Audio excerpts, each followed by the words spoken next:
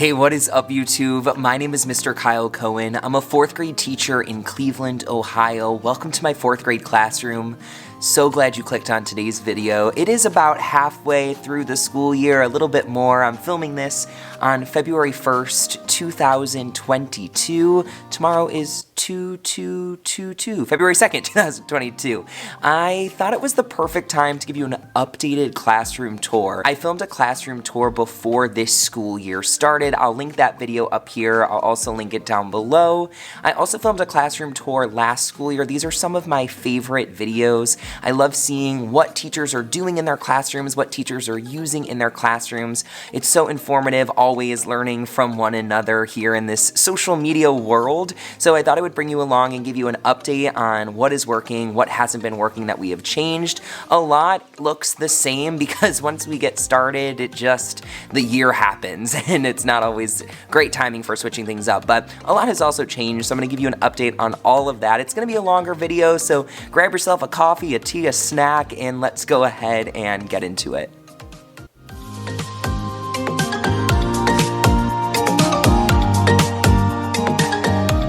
All right, welcome. My back is currently to my classroom door. Here's a quick overview. When you walk in the classroom, I am going to immediately turn right, and you will notice that students' desks are oriented in rows. Thank you to the pandemic, we are still sitting spaced apart just to make sure we're doing everything possible to maximize distancing with all of our protocols in place. One thing that I have actually enjoyed about these seats are our sit spots. You will see that all students have a spot where the front two legs of their desk currently sit. This is helpful for the type A teacher, me, to make sure that everything is neat and organized and students know exactly how to keep them straight. Because one of my teacher pet peeves are students' desks not in neat rows when they have to be in neat rows. Immediately turning around, you will see a few bulletin boards. My entire thinking with bulletin boards is they need to be, just supporting student learning. Anything that's hanging up on the walls should be there to support students. So the first poster to the right says cubes. This is a strategy that we often refer to in math when thinking about word problems. So students learn that the C stands for circling the numbers, U stands for underlining the question, B, E, and S, and so on. I'm also realizing that everything is going to have a glare, and I know that there is that spray that everyone talks about on social media to get rid of the glare, and that is on my bucket list for next school year, okay? Year 5, we will have that figured out. But for now, you have to deal with some glare, and I'm sorry, but students have never once complained about glare. I really think that just came about because of teachers posting on social media, but correct me if I'm wrong. Anyway, I will also add that I teach math, science, and social studies. So all my bulletin boards are very math focused, and then we spend some time with science and social studies. Moving on to the math talk board, this helps students also with word problems, thinking about addition, subtraction, multiplication, and division. In the 4th grade, we put all these different pieces together, and sometimes it gets a little confusing which words mean what with what operation, so this board is usually very useful. Right above, we have a place value board, up to the millions through the thousandths. Next, we have our multiplication challenge board. This is one of our favorites. It's interactive for students in that they are tasked with mastering their multiples 2 through 12. So let's say that they are being assessed for their multiples of 5 because that one is already complete. So 5, 10, 15, 20, 25, 30, 35, 40, 45, 50. Students are having to take a quick little informal assessment that assesses them in under 2 minutes to prove their fluency. If they pass, they get to come over to the board, write their initials on the board with a dry erase marker. They love the fact that their initials are up here. It's really exciting. We make a big deal out of it. And the goal here, again, is just to really work on fluency, which is such an essential skill. I made the letters on Canva. I made the numbers on a Cricut. That is just string and twine that I got from Amazon for really cheap. I reuse the numbers every year. They are laminated. Again, we use a dry erase marker. The assessments that students take for the multiplication challenge, I will link down below. I will also link the math talk wall, the cubes wall, and the place value poster as well. Moving on, I'm just going to back up a little bit for student privacy. We have WOW work. This is exactly what you think it is, but WOW work is just awesome student work that is hanging up here, hanging on command hooks with string and clothespins. We then have the WOW work letters, which I made also on Canva. The letters are all the same going around the room, except I just changed out the color. So these are black because they're on the white wall versus the white, which is on the black wall. My district also uses something called PACS in all of our elementary buildings. We have a few different elementary buildings, and everyone in the district uses PACS. It's an overall culture behavioral tool that supports students in understanding what's expected of them. So we talk about PACS voices, PACS quiet, our PACS promise, PACS hands, PACS feet. All of these things, it's part of our school culture. They learn it in kindergarten. It carries through the 6th grade. It is really phenomenal. I'll leave some links down below about PACS, but this is a district-wide initiative, so these are district posters. Moving on to the back of the room, we have the pencil sharpener, which I have shared on TikTok about. If you don't follow me on TikTok, go ahead, give me a follow. I always have my must be 18er over to operate sign on my pencil sharpener because I'm not interested in purchasing another one because these are expensive and our public education system does not supply teachers with a high quality pencil sharpener. So I just have a sharp bin and a dull bin. I then task a couple students throughout the year who are our pencil managers. They're tasked with making sure that the dull pencils at the end of the day are sharpened, put into the sharp so that we're ready to go for the next day. In this cabinet here, we have a bunch of indoor recess activities. We also do soft starts on Fridays, which I could talk about in a future video. Soft starts are just an opportunity for us to ease into the day with all sorts of hands-on STEM activities. We have some loose leaf paper and some plain white paper for students. This is also just like a student center. We have clipboards, whiteboards, erasers, dry erase markers, pencil erasers, markers, colors of the world, colored pencils, and crayons. These are just always available for students regardless of what we are doing.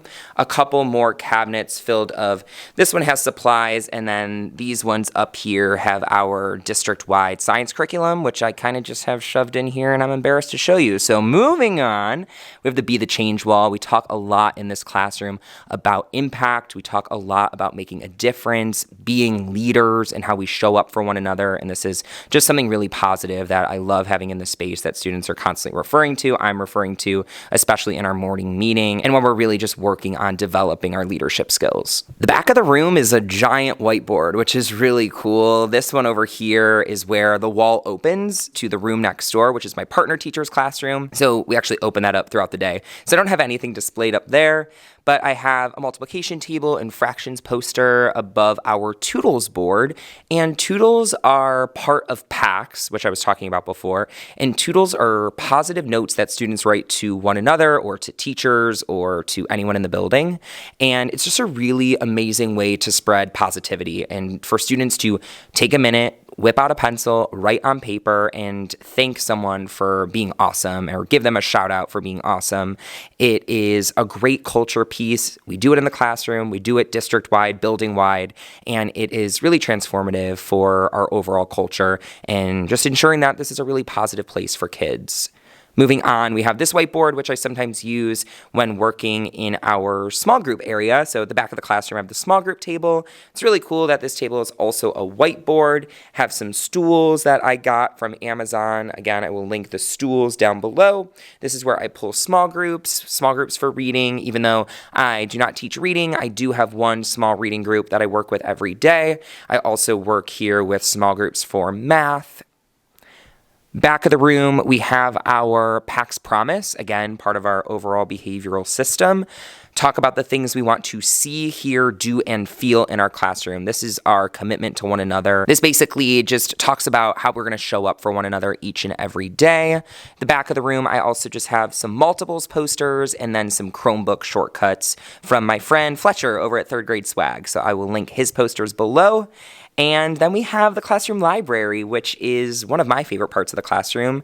Really grateful for the diverse selection of books that I have. Currently, they are organized by genre and in alphabetical order by title. Have some featured ones that are brand new up here, and a bunch of you donated books a couple of years ago to my classroom. So thank you as always for the support in ensuring that my students have the best possible resources at their fingertips. Moving on, we have some influential people posters from my friend Kim over at Elementary in the Mitten. Everyone who walks into this classroom comments on these posters. They are so beautiful, so incredibly well done, and they are inclusive, diverse, and something that's just amazing for students to look at. We then have one of the students' favorite parts of the classroom, and that's the bean bags. They usually just move these all around the room whenever we're engaging with independent work. So sometimes they sit here, sometimes they move. Next up is my teacher area where I have all of my things. There's always a hot debate here on social media about teacher space, not teacher space. What do we do? I have a teacher space. I need a place to just have as my home base. Also, I'm like always here working and grading, and I need a desk. So this is great for me. I redid this entire space over the summer. I will link all of those videos down below if you are interested in how I did any of it. I'm also not going to go into detail about where everything is and all of that because these systems are really unique to me.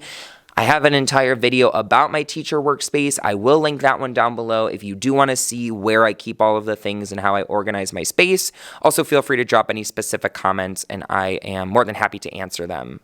Moving on to the front of the classroom, we have the stickers for all sorts of incentives. Teacher cart, which is amazing. This was a new addition to the school year. I will link this cart down below if I can find it, but I absolutely love it. It's on wheels. I move it all around the classroom, plugs into our screen. We just got these new screens. They're really nice. What's most nice is this background. Go Bucks. Am I right? Moving on, we have our schedule cards. These are from Pocketful of Primary. Got them in my first year of teaching. They are still doing me justice. And I have our calendar at the front of the board and then our What We Are Learning wall, which is always great to refer to what's currently going on in the classroom for students as they sit facing front. This is right at the front of the classroom and a really great place for them to refer to if they ever have questions about what we are covering in school. And that takes us back to the door. Right over here, I have maps of the building, lunch menu, and right here is our job board. It's very simple. We only have a few classroom jobs because I find that they're a challenge to manage when you have so many. So I really think critically about what jobs we actually need. I can talk more about jobs if you're interested, but in short, we have someone who manages the pencils, someone who manages the library, someone who is like an overall teacher assistant.